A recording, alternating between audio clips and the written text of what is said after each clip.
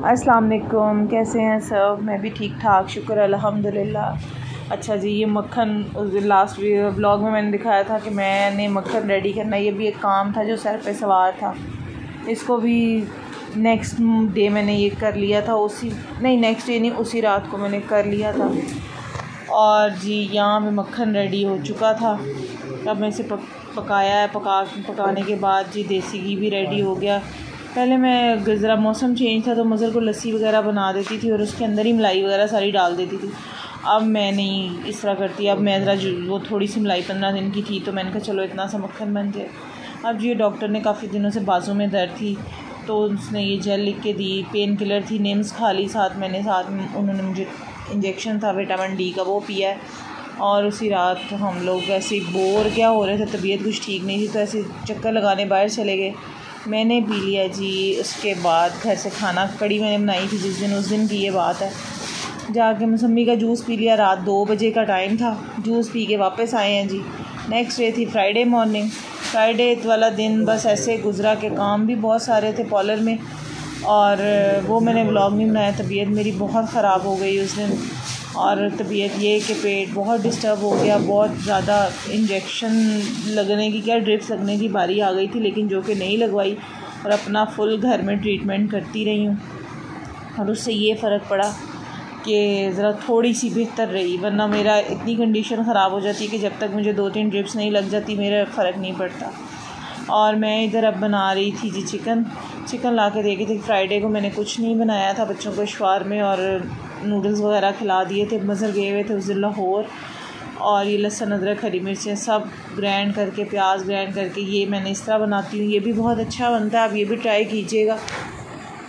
और जी साथ मैंने आज का भी दिन सैटरडे मॉर्निंग थी तो मैं सिर्फ एक फ्राइडे को मैंने कुछ नहीं खाया, कुछ भी नहीं खाया, सवाए मैंने मरिंडा कहते हैं कि काफ़ी इफ़ेक्टिव होती है, वो मैंने पी है। और साथ मैंने कहवा वगैरह पिया है सारा दिन फ्राइडे का। और ये जी सैटरडे मॉर्निंग को फिर दोपहर में मैंने तकरीबन 1-1:30 बजे के करीब मैंने कहा चलो मैं अपने लिए बना लूँ, ये खिचड़ी बना लूँ, कोई 100 नरम गज़ा अंदर जाए, क्योंकि अब जिस्म कांप रहा था, साथ साथ फिर कॉलर का काम भी करना होता है। तो फिर जब आपकी बॉडी में एनर्जी नहीं है आप काम कैसे करोगे। और ना फ्राइडे को आई मेड, ना आई हफ्ते को। अब आज के दिन ये सारा मैंने अपने लिए खिचड़ी रखने के बाद साथ साथ ये भी किया है। पहले सफाइयाँ की सारे घर की, कॉलर का रूम रह गया था क्योंकि वहाँ पे काम था, फिर बच्चे भी आने वाले थे। वो यहाँ पे आके बच्चों ने खाना वगैरह खा के तो वो सो चुके थे, और फिर मैं साथ ये अपने लिए ये बना रही थी। इसके साथ साथ बनाते बनाते मुझे आग वगैरह यहाँ बंद करनी पड़ी क्योंकि पार्लर में आईब्रोज़ के लिए आ गए थे। और आईब्रोज़ का जो कस्टमर होता है, आईब्रो पल्ले वगैरह का, वो कभी भी आ सकता है। तो इनको डील करने के बाद मैंने ये तकरीबन 4 बजे, 3:30 पौने 4 बजे फिर मैं ये खाना बनाने खड़ी। उतनी देर तक मैं पानी डाल के जा चुकी थी खिचड़ी में कि पतली सी खिचड़ी अपने लिए नमक काली मिर्च वाली बना लूँ। वो भी साथ साथ रेडी हो रही थी और साथ ये भी पक रहा था। यहाँ मैंने मसाला थोड़ा भून के, नमक मिर्च हल्दी सूखा धनिया डाल के भून लिया था। फिर मैंने इसके अंदर डाले टमाटर 2 अदद। पानी मैं पीनी थी, 7 अप में मिक्स करके मैं पानी पी रही थी। और आपको पता खिचड़ी किस कंडीशन में बनती है, बस कंडीशन ऐसी थी कि आवाज़ में कपकपाहट आ गई थी। एक दिन में बहुत ज़्यादा बुरा हाल हो चुका था, मुझसे आउट ऑफ सिटी थी, इसलिए मैं खुद से अकेली मैं किसी डॉक्टर वगैरह पे नहीं जाती हूँ, उनके साथ ही जाती हूँ कहीं भी जाना हो। इवन कि मुझे अगर अपने कॉलर का सामान भी लेना है तो मैंने मज़र के साथ ही जाना है, मुझे अकेली जाने की आदत ही नहीं रही है। पहले मैं चली जाती थी जब हम कंबाइन फैमिली में रहते थे, अब हम सेपरेट हैं, सब सेपरेट अपने अपने घरों में हैं। तो फिर अकेला मैं बच्चे को लेके भी जाना जो है ना बहुत मुश्किल।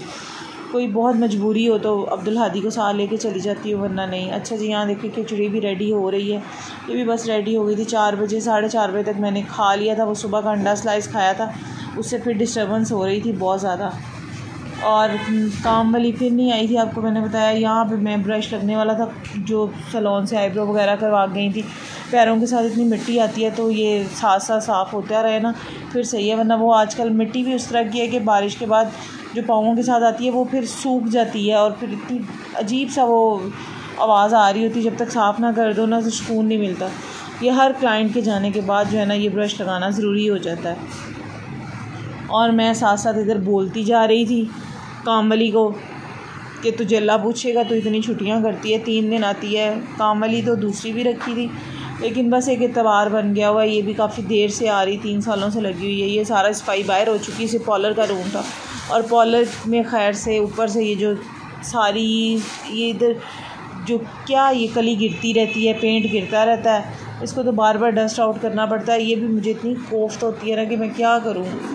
इधर मैंने अब कर लिया था, मजबूरी थी, ये भी साफ़ करना पड़ता है। सारी बात है, एक आपका इमेज होता है जो कि ख़राब होता है अगर आप ये ना साफ़ करो तो।